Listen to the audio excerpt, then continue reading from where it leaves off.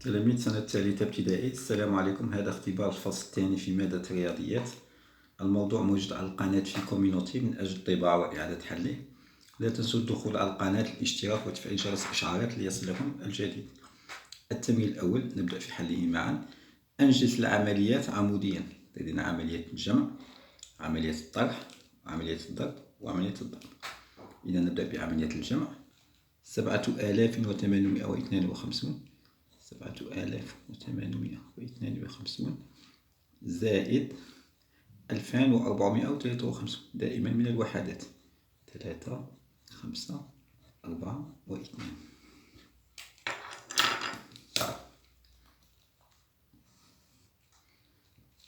نجمع 2 زائد 3. 2 نضيف 3. 2 3 4 5 تساوي 5. 5 زائد 5 جيد تساوي 10. نكتب الصفر أحتفظ بالعشرة. 8 زائد 4 8 في الرأس ونضيف 4. 8 9 10 11 12 13 والواحد 13. نكتب 3 ونحتفظ بالعشرة. 7 زائد 2 9 والواحد 10. إذا تساوي 10305. ننتقل إلى العملية الثانية، عملية الطرح. 6850 ناقص 2453. 3 5 4 2.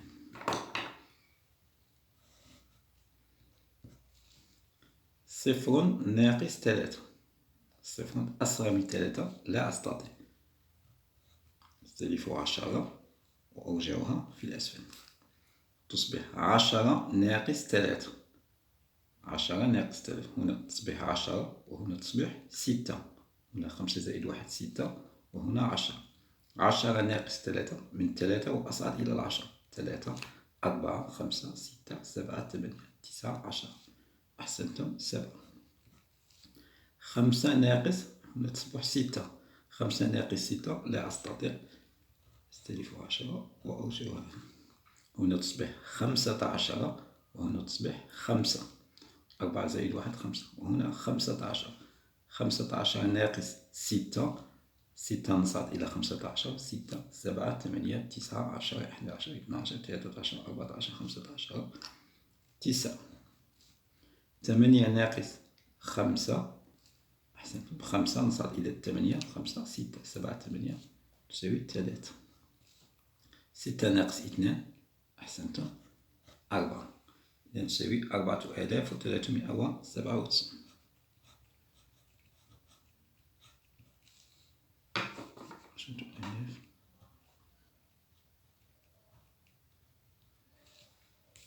العملية الثالثة عملية الضرب. 23 ضرب 4. نحول 4.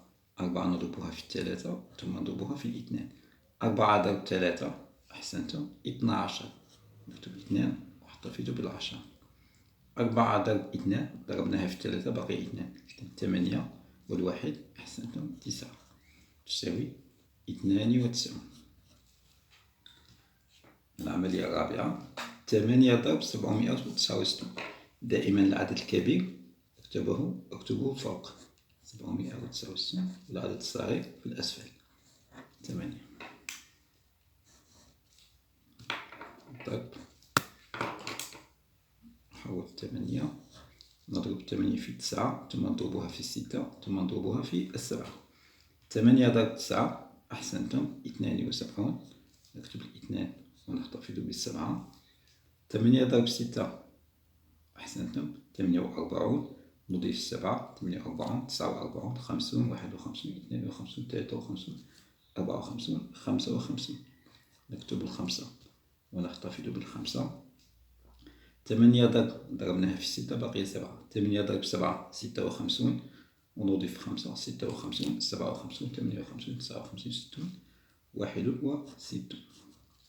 إذا تساوي 6152. نراجع العمليات. 7852 زائد 2453 5 10 13 10 تساوي 10305.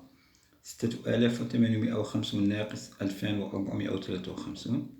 7 9 3 4. 23 ضرب 4 تساوي 92. 769 ضرب 8 تساوي 6152. ننتقل إلى التمرين الثاني. اكتب الجداءات التالية على شكل جمع تكراري. إذا لنا الجداءات عملية الضرب نرجعوها على شكل جمع. اكتب الجداءات، هذه الجداءات على شكل جمع تكراري، جمع متكرر. إذا لدينا 9 ضرب 4 نرجعوها جمع. نبدأ ب9، نكتب 9. كم نكتبها من مرة؟ أحسنتم، 4 مرات. 1 2 3 4. إذا 4 مرات 9. 1 2 3 4. 9 ضرب 4 تساوي 9 زائد 9 زائد 9 زائد 9. 3 ضرب 4. 3 نكتبها 4 مرات. 3 زائد 3 زائد 3 زائد 3. 1 2 3 4. 4 مرات. 3 ضرب 4 تساوي 3 زائد 3 زائد 3 زائد 3. 8 ضرب 5. 8 نكتبها 5 مرات. 8 زائد 2 8. 1 2 3 4 5. إذا 9 ضرب 4 تساوي 36 وتساوي 9 زائد 9 زائد 9 زائد 9. لو نجمعهم نجد 36. عملية الضرب 36. 3 ضرب 4 تساوي 3 زائد 3 زائد 3 زائد 3 تساوي 12. 3 ضرب 4 تساوي 12. 8 ضرب 5 تساوي 40. لو جمعناها نجد 40. ننتقل إلى التمرين الثالث. رتب الأعداد الآتية ترتيبا تصاعديا. لدينا أعداد نرتبها ترتيب تصاعدي مع وضع الرمز المناسب. ترتيب تصاعدي نضع الرمز المناسب هو الأصغر. ترتيب تصاعدي هو الرمز المناسب في الترتيب التصاعدي. إذا نبدأ ترتيب تصاعدي معناه من الأصغر إلى الأكبر. نبدأ من الأصغر. 37020. 73002. 27300. 31720. نعين منزلة الآلاف. 31 27 73 37. إذا من الأصغر نبحث عن العدد الصغير. 31,000 27,000 73,000 37,000. العدد الصغير أحسنتم هو 27. إذا 27,300 هو الأصغر. لدينا 31 73 و37. من الأصغر أحسنتم 31,000. نواصل. بقي لنا 73,000 و37,000. من الأصغر إلى الأكبر. إذا من الأصغر أحسنتم 37.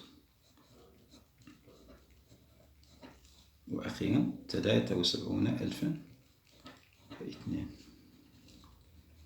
إذا نراجع ترتيب تصاعدي من الأصغر إلى الأكبر. 27,300 أصغر من 31,720. أصغر من 37,000 وأصغر من 73,002. التمرين الرابع. أتمم تالية الأعداد. لدينا أعداد نتمم المتتالية. إذا نلاحظ الأعداد 2050 وهنا 2100. كم أضفنا كي تحصلنا على 2100؟ نجري عملية أحسنتم عملية الطرح. 2100 هذا ناقص 2050 كي نعرف كم أضفنا. 0 ناقص 0 هو 0. 0 ناقص 5 لا أستطيع.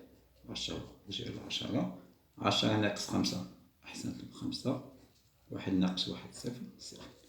إذا أضفنا 50. 2050 أضفنا 50 أصبحت 2100. إذا من هنا نضيف نفس الشيء 50. من هنا نضيف 50 ونفس الشيء نضيف من هنا 50. إذا 2100 نضيف لها 50 أحسنتم تصبح 2150. نضيف 50 2050 زائد 50 و200. نضيف 50 2250 2300. يمكن إجراء عملية الجمع هنا. 2150 زائد 50 2150 زائد 50 0 زائد 0 0 5 زائد 5 10 2 نجد 2200. إذا أو مباشرة إذا نراجع متتالية الأعداد 2050 2100 2150 2200 2250 2300. من قبل هذا يجب البحث عن الفرق عملية الطرح بين هذا وهذا. نجد 50 ونضيفها في كل مرة. ننتقل إلى الوضعية الإدماجية. اشترت خديجة 5 علب أقلام ملونة، كل علبة تحتوي على 6 أقلام. سؤال: ما هو عدد الأقلام في جميع العلب؟ يبلغ ثمن العلبة الواحدة 40 دينار. سؤال ثاني. لدينا السؤال الأول والسؤال الثاني.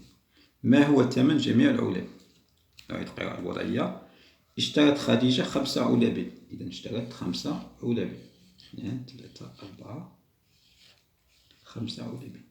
علب أقلام. علبة أولى، علبة ثانية، علبة ثالثة، علبة الرابعة والعلبة الخامسة. 5 علب.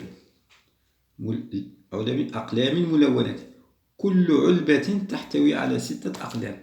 إذا هنا يوجد 6 أقلام، هنا 6 أقلام، كذلك 6 أقلام، وهنا 6 أقلام. السؤال: ما هو عدد الأقلام في جميع العلب؟ مع عدد كل الأقلام الموجودة في جميع العلب. نلاحظ أنه يوجد 6 زائد 6 زائد 6 زائد 6. جمع تكراري. نوجع عملية الضرب تصبح 6 ضرب، أحسنتم، 6 ضرب 5. 6 زائد 6 زائد 6 زائد 6 زائد 6 كما فعلنا في التمرين الثاني. نرجع عملية الجداء تصبح 6 ضرب 5. إذا عدد الأقلام في جميع العلب هي 6 ضرب 5 تساوي، نجري العملية عمودية، 6 ضرب 5 أحسنتم تساوي 30. إذا عدد الأقلام في جميع العلب، عدد كل الأقلام هي 30. نجيب عن السؤال: ما هو عدد الأقلام في جميع العلب؟ نجيب: عدد الأقلام في جميع العلب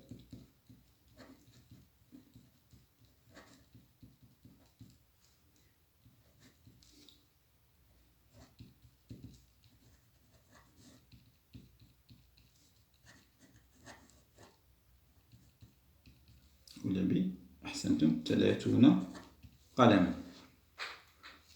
نواصل. يبلغ ثمن العلبة الواحدة 40 دينار. ثمن العلبة الواحدة 40 دينار. ثمنها 40 دينار، ثمنها 40 دينار، كذلك 40 دينار، 40 دينار و40 دينار. سؤال: ما هو ثمن جميع العلب؟ إذا 40 زائد 40 زائد 40 زائد 40 زائد 40. أو نرجعها جداء، 40 ضرب، أحسنتم، 40 ضرب 5 تساوي، نجري العملية عمودية، 40 ضرب 5. 5 ضرب 0 تساوي 0. 5 ضرب 4 نضرب 5 في 0 و5 في 4 تساوي، أحسنتم، 20. إذا وجدنا 200. نجيب عن السؤال: ما هو ثمن جميع العلب؟ جواب: ثمن جميع العلب